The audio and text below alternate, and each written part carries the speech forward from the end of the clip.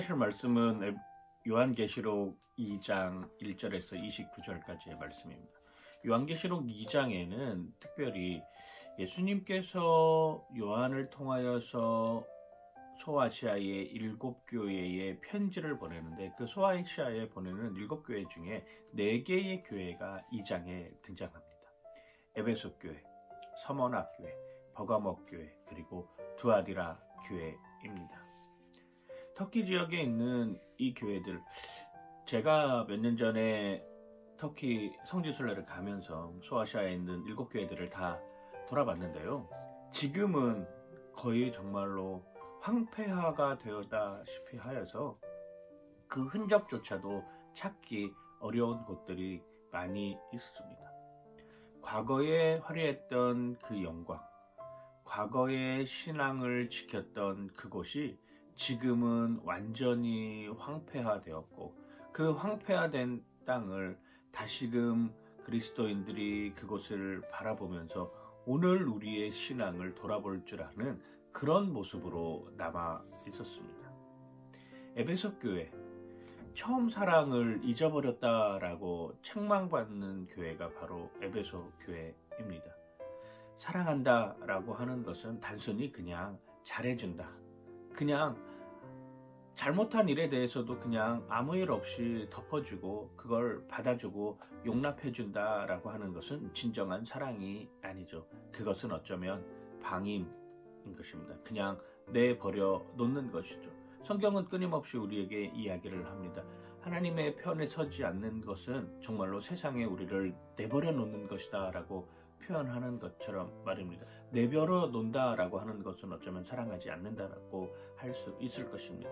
사랑한다 라고 하면 때로는 잘못한 것에 대해서 지적하고 그거에 대해서 책망하고 그리고 그걸 돌이키게 만들고 일깨워주는 일을 바로 사랑이라고 표현할 수 있을 것입니다. 어쩌면 에베소 교회에 대한 책망은 에베소 교회를 더욱더 사랑하기 때문에 그 첫사랑의 이미지를 기억하기 위해서 그렇게 책망했다라고 하는 것이죠. 사랑하기 때문에 책망하는 것입니다. 그리고 하나님의 그 사랑을 잊어버리지 말라라고 끊임없이 권고하는 것이 바로 에베소 교회에 대한 요한계시록의 메시지라고 하는 것이죠. 우리의 신앙도 마찬가지입니다.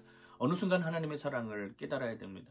그 하나님의 사랑을 깨닫는 그 순간, 때로는 책망의 순간이 될 수 있다라고 하는 것을 우리에게 알려주고 있는 것이죠.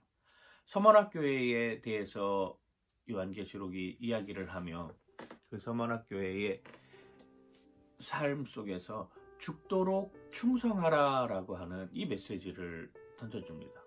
사실 죽도록 충성한다라고 하는 것은 정말 무슨 노예와도 같은 이런 일입니다. 그런데 끝까지 그 환난과 박해, 어려움 속에서도 내 믿음을 지키고 내 신앙을 지키고 내가 하나님 앞에 설 수 있다라고 하는 확실한 모습, 확실한 모양으로 달려간다라고 하면 그것도 견딜 수 있는 여건이 된다라고 하는 것이죠.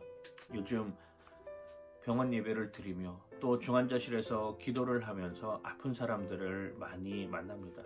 그때 정말로 마음속으로 가장 하기 싫은 이야기가 그래도 끝까지 견디십시오 라고 하는 그 이야기입니다. 상황이 어떻게 될지 모릅니다. 오늘의 상황과 또 내일의 상황이 다를지 모릅니다. 그리고 너무나도 고통스러워서 아파하는 그 신음하는 그 모습을 보면서 그럼에도 불구하고 끝까지 견디라고 이야기하는 그 말조차도 참으로 부끄러울 때가 많이 있습니다. 그런데 그럼에도 불구하고 하나님 편에서 하나님 손 꼭 붙잡는 이런 삶을 살아가는 사람들이 결국에는 하나님과 동행하는 삶을 산다라고 하는 것이죠. 서머나 교회는 박해가 심했습니다. 그리고 어려움이 많았던 교회입니다. 그래서 더더욱 죽도록 충성하라라고 이야기를 하고 있는 것입니다.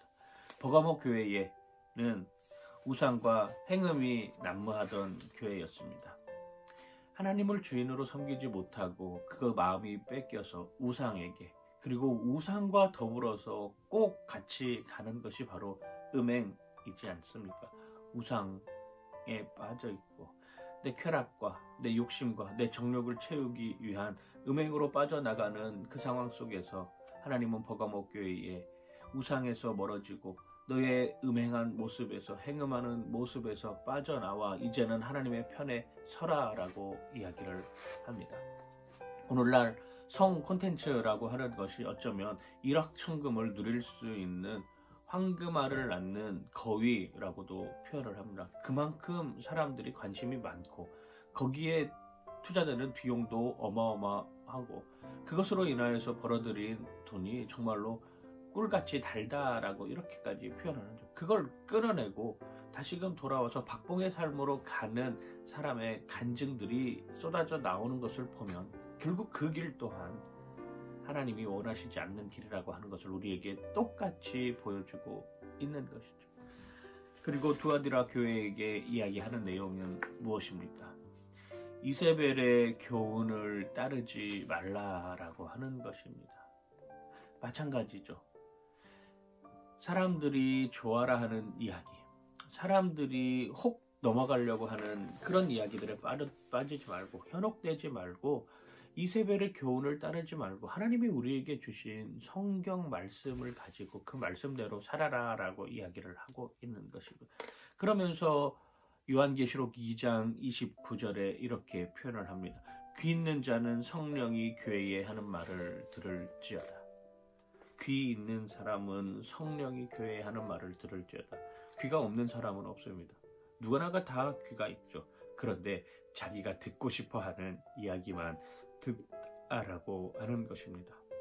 오늘날에는 메시지로 서로의 상대방의 의사를 물어봅니다. 특별히 카톡을 통해서 그 사람이 내 글을 읽었는지 안 읽었는지까지 알 수 있는 이런 세상이 되었습니다.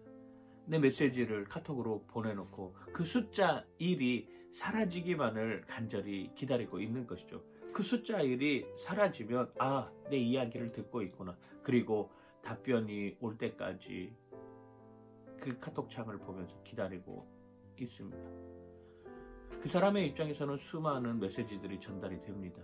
그 수많은 메시지들 중에서 무엇이 우선순위인지를 자기 나름대로 결정을 하겠죠. 그리고 그 우선순위에 따라서 답장을 보내기도 하고 때로는 보내지 않기도 하는 것이죠. 나에게 주어지는 수많은 메시지 가운데 정말로 귀가 있는 사람들은 성령이 하는 말을 들어라 라고 고백했던 사도 요한의 요한계시록을 통한 우리에게 주시는 이 생생한 말씀이 오늘 우리의 삶 가운데 들리길 주님의 이름으로 간절히 축원하고 축복합니다.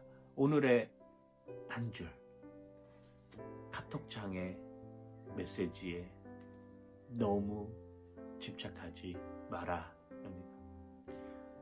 그 카톡창에 들어오는 수많은 메시지 중에 나에게 중요한 메시지도 있을 것입니다. 그런데 그 메시지가 오히려 나를 방해하는 경우들도 많이 있다라고 하는 것이죠. 카톡창의 메시지의 1이 사라지기를 기대하고 바라는 그 간절한 마음처럼 오히려 하나님께서 나에게 던져주시는 그 메시지가 무엇인지 파악하는 오늘 하루의 삶이 되시길 주님의 이름으로 간절히 축원하고 축복합니다. 파이팅! 하나님 감사합니다. 하나님께서 에베소 교회를 통해서 서머나 교회를 통해서 버가모 교회를 통해서 두아디라 교회를 통해서 하나님 편으로 돌아오라라고 끊임없이 이야기합니다.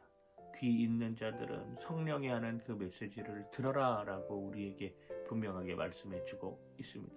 그 메시지를 듣고 살아가게 하여 주시옵소서. 감사드리며 예수님 이름으로 기도드립니다. 아멘.